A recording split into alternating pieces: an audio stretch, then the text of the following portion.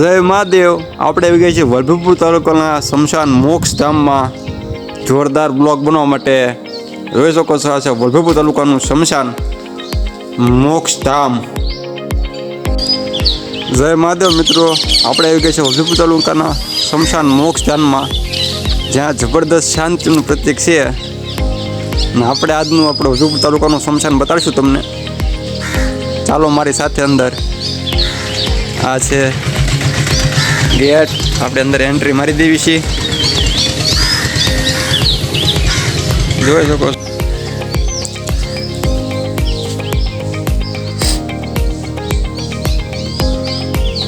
જય મહાદેવ. આ છે વલભીપુર તાલુકાનું શમશાન. એવું નાનું અમથું મંદિર પણ છે. અને આપણે શમશાનની અંદર ઠંડા પાણીનું ફિલ્ટર પણ મૂકેલું છે. જોઈ શકો છો પાણી પણ આવી રહ્યું છે કમ્પ્લેટ. અને અહીંયા આપણે નાહવાની પણ સુવિધા છે. જો પાણી કમ્પ્લેટ ચાલુ છે, નળ બળ બધું છે. અને આગળ આપણે ગરમ પાણીના નળ છે, જ્યાં હીટર પણ મૂકેલું છે. શિયાળાની ઠંડી બંડી હોય ગમે ત્યારે તો આ 3 નળ છે એ સ્પેશિયલ ગરમ પાણીના છે. અને હીટર પણ મૂકેલું છે. ગરમ પાણી આવે ચાપ દબી દો એટલે. અને ટાંકો પણ છે મોટો પાણીનો. આટલી સુવિધા લેસ શમશાન છે આપણા ગામનું વલભીપુર તાલુકાનું. મને બહુ ગમ્યું શમશાન, એટલે આપણે વિડીયો બનાવવા માટે શમશાને અવતાર્યા છીએ. અને આરસીસી બધે બની ગયું છે કમ્પ્લેટ. અને ઝાડવા પણ મસ્ત વાવેલા છે.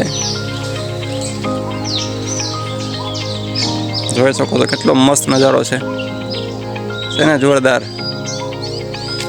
માણસો મરી જાય પછી દાવા છે, આપણે જીવતા જીવતા આવી ગયા છીએ શમશાનમાં.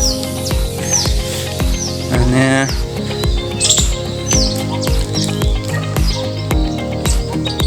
આ છે શમશાનની છાપરી. અહીંયા મહાદેવનું મંદિર છે, એક સ્થાપના કરેલી છે.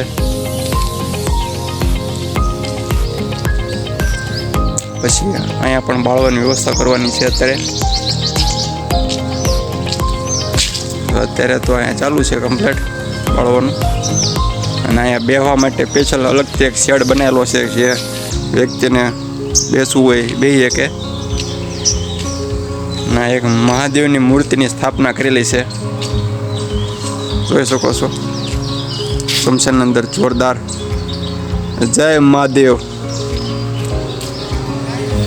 અને બેસવાની સુવિધા જુઓ તમે. ચોમાસામાં આવ્યા હોય કે ઉનાળામાં આવ્યા હોય કે શિયાળામાં આવ્યા હોય, તમારે ગમે ત્યારે એની ટાઈમ અહીંયા આવી ને શાંતિથી તમે બે શકો. અહીંયા તડકે તમારે જ્યાં બેસવાની ઈચ્છા થાય ત્યાં.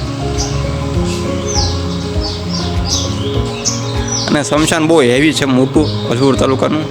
અને ઓળખા જો આપણે ઝાડવા વાવવાના છે, અહીંયા ઝાડવા કાઢી નાખ્યા હતા. કેમ કે તો આપણે એ રહેશે દિનેશભાઈ, જે 20 વર્ષથી સેવામાં છે. અને એ આપણે કહે છે કે આ શમશાન આપણે કેટલા વર્ષ જૂનું છે દિનેશભાઈ? આ શમશાન લગભગ 200 વર્ષ તો ખરા જ છે પાકા. 200 વર્ષ જૂના છે. તમે કેટલા ટાઈમ થયા? 20 વર્ષથી કામ? મારે 20 વર્ષ થઈ ગયા. આમ શાંતિ શાંતિ. અહીંયા આવ્યા પછી એમ થાય કે બહાર જવું જ નથી. હા એવું છે. મજા આવે. મજા આવે. હા એવું શાંતિ માટે. શાંતિ માટે.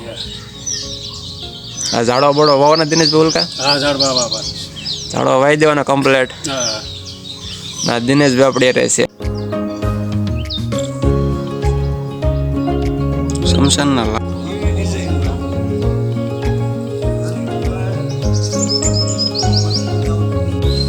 લાકડા જો.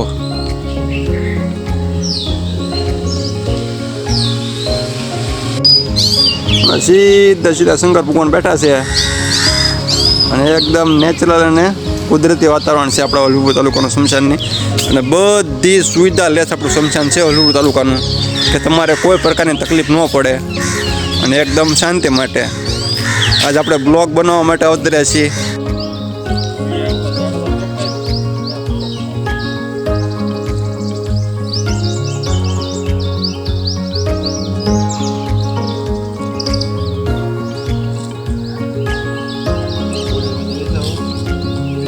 જય મહાદેવ મિત્રો, હું છું પ્રકાશ ડીજે. અને આપણે આવી ગયા છીએ વલભીપુર તાલુકાના શમશાનમાં. માણસો મરી જાય પછી આવે છે, પણ આપણે જીવિત આવી ગયા છે આંટો મારવા માટે. જોરદાર સ્મશાન છે વલભીપુર તાલુકાનું, ને ઝાડવા પણ બહુ વાયેલા છે. મેં આખો બ્લોગ બનાવ્યો છે આની ઉપર. તો તમને આ વિડીયો અને બ્લોગ સારો લાગે અમારો તો કમેન્ટ કરો જય મહાદેવ. અને તમારા ગામમાં પણ અમારા ગામ જેવું કે સારું સ્મશાન હોય તો કહેજો. તમે તમારા ગામના સ્મશાનમાં વિડીયો બનાવો છો. ભલે બધા સારી જગ્યાએ વિડીયો બનાવતા હોય, પણ મને સ્મશાનથી જેટલી સારી જગ્યા એ લાગી નહીં, એટલે મેં આ સ્મશાન ઉપર એક બ્લોગ બનાવ્યો છે. કેમ કે બધાને આપણે અહીં આવવાનું રહેશે ગમે ત્યારે, અત્યારે તો પછી પણ આવવાનું છે, ફાઇનલ છે બધાને. જય મહાદેવ. આ બ્લોગ અહીંયા પૂરો કરવી છે.